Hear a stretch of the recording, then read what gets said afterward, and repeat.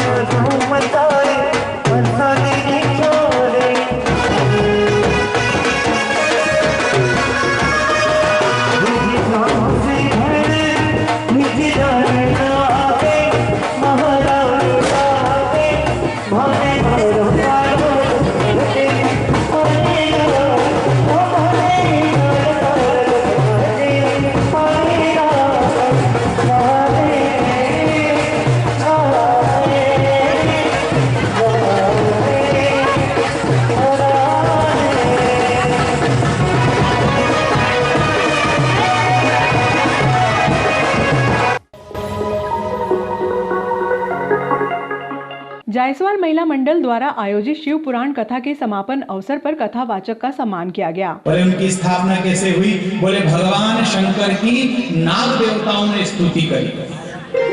नाग अपनी 1000 पत्नियों के साथ आया और बहुत भगवान शंकर की स्तुति करने लगा। नमामि शमीशान निर्वाण रूपम विभुम व्यापकम ब्रह्म वेद स्वरूपम निजं निर्गुणं निर्विकल्पं और भगवान शंकर की ऐसी नाग देवताओं ने 1000 श्लोक में स्तुति करी तो भगवान प्रसन्न हो गए। मानो नाग देवता क्या चाहिए? तो नाग देवता ने कहा, प्रभु आपने दुनिया के हर लोग को पावन किया है, एक आध तीर्थ हमारे नाम से भी बने। भगवान शंकर ने आशीर्वाद दे दिया। पश्चिम क्षेत्र में जो समुद्र का किनारा है, तुम नाग और नागिन के नाम से मैं जाना जाऊंगा। और वहीं भगवान प्रतिष्ठित हो गए और भगवान का नाम हो गया, बोले क्या, नागेश्वर महादेव। इस ज्योतिर्लिंग का क्या महत्व है? जो व्यक्ति तांबे के या चांदी के शिवलिंग के ऊपर तांबे का या चांदी का नाग नागिन का जोड़ा चढ़ाता है, उसके सब कष्ट भगवान दूर कर देते हैं। ऐसा भगवान नागेश्वर का है। और फिर रामेश्वर भगवान की कथा आती है। रामेश्वर की स्थापना क्यों हुई? बोले जब भगवान राम भाई हमारे यहाँ बता रहे हैं, हम जायसवाल महिला मंडल उनका हृदय से बहुत बहुत स्वागत करता है और उनका आभार भी व्यक्त करता है, क्योंकि जब भी हमारे कार्यक्रम होते हैं इनका हमारा बहुत सहयोग रहता है। हमारे द्वारा जो कार्यक्रम होता है इसको ये नागदा शहर में बहुत अच्छे से प्रसारित करते हैं, इसलिए परवेश भाई का बहुत बहुत धन्यवाद और हम आभार व्यक्त करते हैं, क्योंकि इन्हीं के सहयोग से, आप सब लोगों के सहयोग से ही हमारी धर्मशाला का कार्यक्रम इतना बड़ा होने जा रहा है। जोरदार तालियां बजाइए। इनका सहयोग आज भी प्राप्त नहीं हुआ। जब से हमने धर्मशाला के लिए ये संकल्प लिया था, तब से लगातार ये हमारे साथ जुड़े हुए हैं और इसी कार्यक्रम को ये आगे बढ़ाते रहे। और मंदिर पर अभी तक हमारे यहाँ कलश की शिखर की स्थापना हम लोग नहीं कर पाए थे, क्योंकि ये जो श्रेय जाना था जेपी भाई साहब को। तो आज इस शिव पुराण के जो इनको पुण्य प्राप्त हुआ है कि ये शिखर का कार्यक्रम इनके द्वारा होगा। तो समस्त जायसवाल परिवार और समस्त जायसवाल महिला मंडल इनका बहुत बहुत स्वागत करता है और आभार व्यक्त करता है।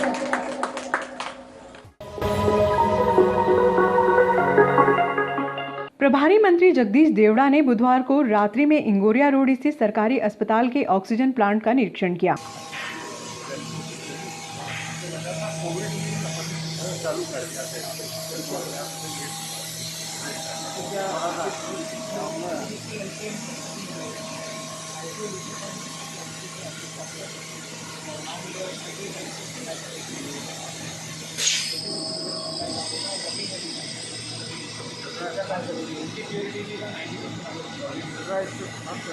बिल्कुल चल रहा है 94.2 दिख रहा है सर, ये प्यूरिटी है। सर आशुतोष भूषण म्यूजियम आ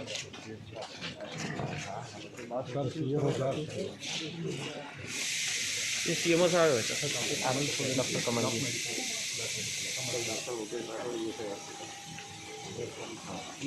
इधर देखो देखो आराम से कराओ नहीं है।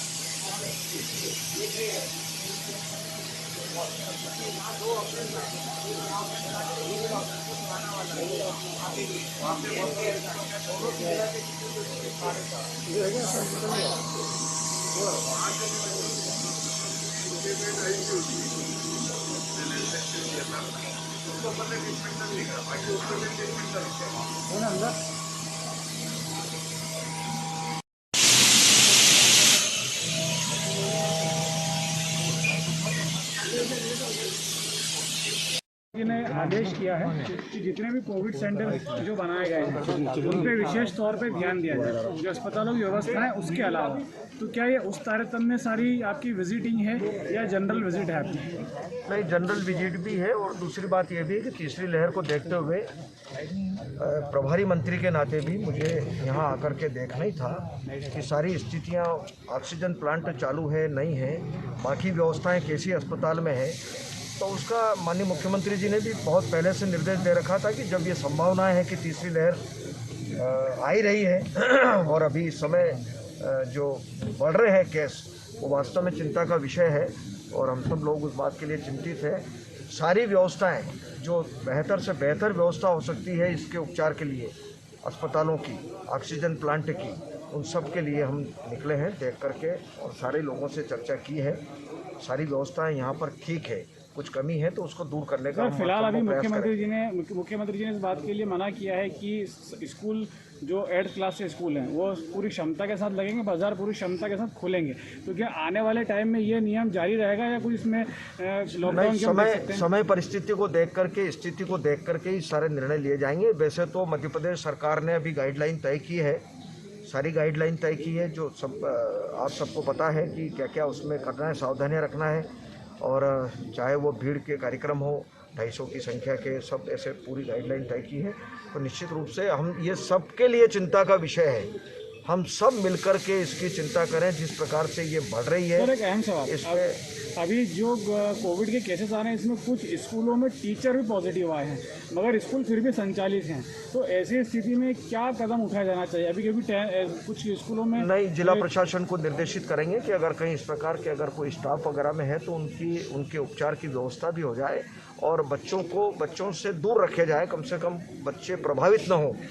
जो सावधानी रखी जानी चाहिए उसके हम निर्देश जारी करेंगे। सर, कोरोना नियम आम जनता पे लागू किए जा रहे हैं और ऐसे में बड़े बड़े आयोजन हो रहे हैं, इस पे क्या कहना है? मुझे लगता है कि बहुत सावधानी के साथ में कार्यक्रम हो रहे हैं और पूरी गाइडलाइन का पालन हो रहा है, मास्क लगा करके रह रहे हैं। और मैं तो ये अपील करूंगा आपके माध्यम से कि सभी लोग इस कोरोना के संकट से मुक्ति पाने के लिए अपन सावधानी रखें, मास्क लगा करके रहें और सोशल डिस्टेंसिंग भी रखें और भी जो इसकी गाइडलाइन है उसका पालन करें। सर एक सवाल और सर, अभी विगत दिनों उद्योग में एक कुछ गैस का रिसाव हुआ था जिसके अंदर भयावह की स्थिति बन गई थी, ऐसी स्थिति में आपके द्वारा क्या कदम उठाए जाएंगे? संबंधित अधिकारियों को निर्देशित किया जाता है ऐसे मामले में, अगर कोई गड़बड़ है या कुछ होगा तो निश्चित रूप से उसमें सुधार के